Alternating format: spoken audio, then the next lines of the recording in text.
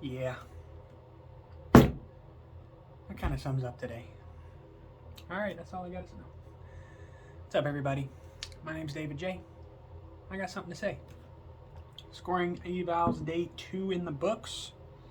I know everyone's probably, everyone, the 10 people that watch, was probably thinking, oh, based on his reaction here, he probably didn't throw it too well today. It's not that I didn't throw it well. I mean, they were brutal. We bowled on the U.S. Open pattern, so 40-foot flat. Anybody who knows bowling knows how brutal that pattern is. Scoring pace is generally lower. We had a couple of guys that were plus, which was awesome to see. Anytime anyone on the team goes plus on a pattern like this, it's always cool. It's always fun to watch. It's fun to see. It's good to see. I mean, at the end of the day, they're all my teammates, so I want to see them all do good. So, saw some great games today. I saw multiple 240s. Saw 260 games in there. A couple people had a good shot at 279 games. Had one guy get pretty close to perfection. I mean, it was a good day for a lot of guys. It was a bad day for a lot of guys. I mean, on the flip side, I saw some 120 games. I saw some 130 games. So there were guys that struggled to get to 100 a few games, but a lot of that is mental. A lot of that is getting in your own head, getting in your own way, and that's. I mean, I went minus 158 today for 8, which is right around a 180 average. So last year on this pattern, because we bowled on the same pattern, day 2 of evals last year, my average was, I believe, 165 for that day. So, I mean, we improved. So I can't be mad with a 15-pin improvement in my average. The thing I'm upset about mostly today was just I got in my own way. Like, I wrote it down in the book that we had. I said, stop being lazy. Switch to your spare ball. I mean, off the top of my head, I can think of 5, 6, at least 6 times that I tried to hook at a spare and it either overhooked or underhooked, and I missed it. I missed I believe two 5-pins today because I tried to hook at them. I was like, oh, let's throw another strike ball. Well, sometimes on the U.S. Open pattern, on sport patterns in general, that's not the best move because, I mean, it can grab and flat pattern. If you throw it too slow, it's going to grab and jackknife at you. If you miss the part of the lane, you're like I am accurate enough with my spare ball that if it's just a little cluster of pins, I just got to tell myself, switch. Just grab your spare ball. Yes, am I going to make every single one of them? No, absolutely not. I am human. I'm not a robot. But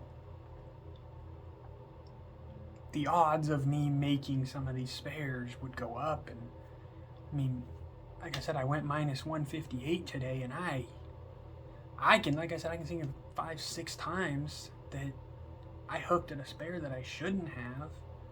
And every time you miss a spare, that's taking a potential 11 pins away from you. I mean, that's huge. That's huge. So if I were to hit the 6 that I'm thinking of, if I were to hit 4 of them, okay. And I'm not saying I can't tell you if I struck every time after that, but chances are I got at least an 8. So you're talking, okay, there's 9 pins 4 times. That's 36 pins right there. I mean, just by doing that, and then if you strike, if you get 9, if you get 10, I guess that would be a strike. Duh. It's just a lot of pins left out on the lane that just didn't need to be there. I mean, the pattern was brutally hard. I mean, I started in my UC3 because I finished up with that yesterday, and it looked really good yesterday to finish the day I started with, and it just wasn't there. Tried the Purple Hammer, it wasn't there. Tried the Web Tour Hybrid, just everything jackknifed too quickly. So I went to my Quantum Evo Pearl, give me a little bit of length down the lane.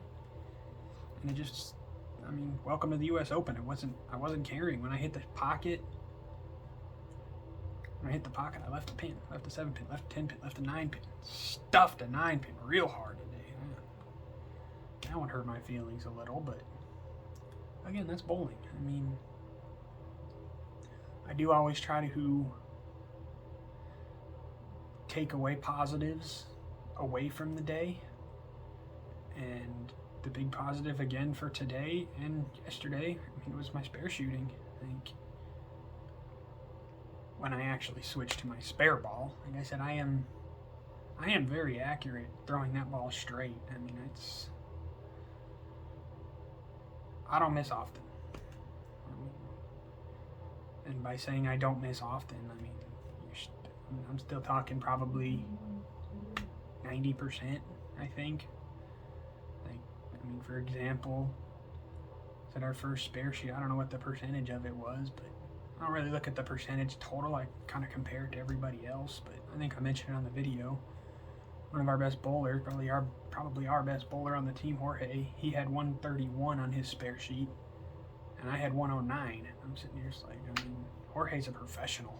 Like, Jorge's so good. It's so fun to watch him bowl. I mean, he works so hard at it too. He's got a lot of talent, but he works, so.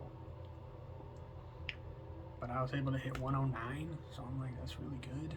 I don't remember the last time I missed a 10 pin. I honestly couldn't tell you. In our spare sheets right now, I'm tracking, I'm 40 for 40 on 10 pins. Both days of competition, I haven't missed one. League nights, I haven't missed one. Like, I don't know. I don't know when the last time I missed a 10 pin is, so that's fun. Even my 7 pin. My 7 pin's good. The 2-4 gives me a little bit of struggles, but 2-4, 3-6, 10. I struggle a little bit sometimes with those, but I think I made an adjustment with how I'm shooting him, where I'm lining up on the lane, and I think I've ironed that out. That's getting much more consistent. It's just improving. I mean, as the old, as my saying goes, it's not really my saying. Everyone's been said it many times, but just get 1% better every day. That's all I can do. That's all I try to do. And I still feel like I did that. I learned today. And the big thing with me is I started the day kind of upset, but it wasn't like fried out upset. It was just more of trying to get into the motions, trying to get going. And it didn't take me as long. Game 1, I didn't throw the ball that great. Game 2, 3, 4, 5, I thought I was throwing the ball very well, actually. Playing the wrong part of the lane a little bit. With the wrong idea, coming around the ball. I needed to come up the back of it, which, me being a full roller, coming around the ball is kind of just what I do. I think that's natural to me, so fighting it, trying to come up the back of it, which I'm getting a lot better at. It's getting better. When I did that, when I was able to come up the back of it, it looked amazing. Plowed right through that pocket, rolled real nice. So it's just trying to work on that a little bit more in practice. I've been focusing a lot on coming out the back of it, because a lot of times as a lefty, that's what I have to do. I mean, that's basically just, that's it. That's what I got to do. I mean, but it was a good day. I'm averaging, like I said, last year, I can go back and look at the videos. I don't exactly remember what I averaged during last year's evals, but I believe it was around 170, 165 to 170. Yesterday I averaged like 184, today 180, so I'm improving. And a lot of that is my spare shooting. I'm not striking as much as I would like to. Obviously, any bowler's going to say that, but my scores, my spares have been my life raft, really. I know Dennis can watch this and he'll look at it and I'm like, oh, you missed some today. I'm like, well, yeah, I know I missed some. But in terms of the missed spares I had, I can only think of two. I can think of 2 missed makeables I had. that I missed with my spare ball. And the rest of them were just me being lazy, me being foolish to think I can just hook at it, like I practice my spares for a reason, and it frustrates me to think back to that. And as I was driving home today, I was just like, wow, I really did just give up like 60, 70, maybe more pins just because I was hooking at too many spares. Like, just throw it straight. Like, the odds of me making them when I throw it straight is so much higher. Doesn't matter like if it's in the middle of the lane, 8 pin, 9 pin. I'm like, just throw it straight. Like, I know it, and I get myself in trouble with it all the time, and I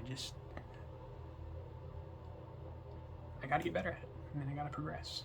So there were a couple of times that I washed out, missed the pocket, obviously, and I would leave some funky combination, but there was 3 or 4 times that I left a combination of like a 1-2, 1-3, leaving like a 1-3-5 or 1-3-6, stuff on the right side, just hitting light and missing everything. Then I'd go up there and try and hook at it, and it'd overhook and I'd miss the head pin. Or it underhooks, or I'd leave it out too far, and I'm like, oh, I'll just throw it straight. Just pick up your spare ball, yeet it down there at the head pin, and hope you get lucky. I mean, odds of me making them go way up when I do that. So, but tomorrow's another day. It's all learning. Sometimes you just get caught in the heat of the moment. Sometimes your brain's a little foggy and you're not making the best decisions, and that's where the mental game comes into play. So much in this sport. So I'm really putting a focus in on my mental game this year. I've talked with Shannon O'Keefe, one of the coaches here, and she's recommended a few books. I recommended a book that I'm going to read, so I got those on order. Should be here sometime this week. Just really trying to develop and grow my mental game, because I mean, I spent last year doing all the physical stuff, and I see the difference. The difference is night and day. If you watch a video from me a year ago and a video of me now, it looks like 2 different people. So I'm still working on the physical game every day in practice, but I haven't been working on my mental game as much. So now I'm thinking, let's add it. Let's turn it up another notch. I mean, I've got time during the day.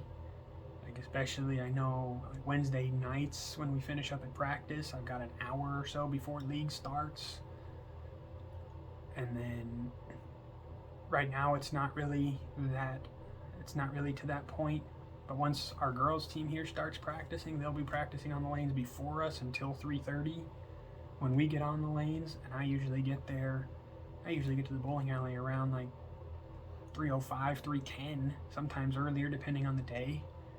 So I can have that book and I can read a page or two, mentally prepare myself for that day of practice. So that's kind of where I'm at with that. And I'll be sharing stuff on the show here about those books and good reads, and we'll see. But that's all the time I got for tomorrow. We'll do another video. All the time I got for tonight. Good Lord, my brain's scrambled. Got a fantasy football draft coming up here soon with some of the boys from the team, so that's going to be fun. But do another video tomorrow night. Do a full recap of scoring evaluations. We're 16 games down. We got 8 to go. We'll be back at our home bowling alley, and we'll see how it goes. My name's David J. That's what I had to say.